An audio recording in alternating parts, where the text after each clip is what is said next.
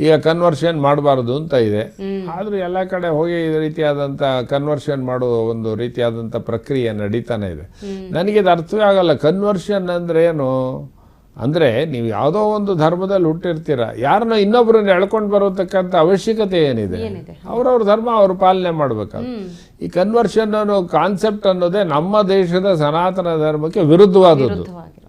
ಇವತ್ತಿನ ದಿನ ಅನೇಕ ಈ ಕ್ರಿಶ್ಚಿಯನ್ ಆಗಿರಲಿ, ಮತ್ತೊಂದು ಅಬ್ರಹಾಮಿಕ್ ರಿಲಿಜನ್ ಇರ್ಬೋದು, ಅಲ್ಲೂ ಅವಕಾಶಗಳಿದೆ. ಅನೇಕ ಸಜ್ಜನರಾಗಿ ಹೋಗಿದ್ದಾರೆ, ಒಳ್ಳೆಯ ಜನಗಳು ಅಲ್ಲೂ ಇದ್ದಾರೆ.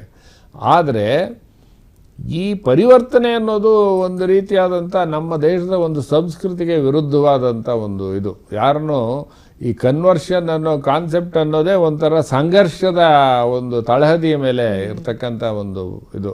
ಅದೇನಾಗುತ್ತೆ, ಅನೇಕ ಸಾರಿ ಪರಿವರ್ತನೆ ಹೊಂದಾಗ ಹೋಗ್ತಾರೆ. ನಮ್ಮ ಧರ್ಮವನ್ನು ಹಿಂದೂ ಆಚರಣೆಗಳನ್ನೇ ಮಾಡೋದು. ಅನೇಕ ಸಾರಿ ಬೇರೆ ಧರ್ಮಕ್ಕೆ ಹೋಗಿದವರು ಕುಂಕುಮ ಇಟ್ಕೊಂಡೇ ಹೋಗ್ತಾರೆ. ಯಾಕಂದರೆ ಅದು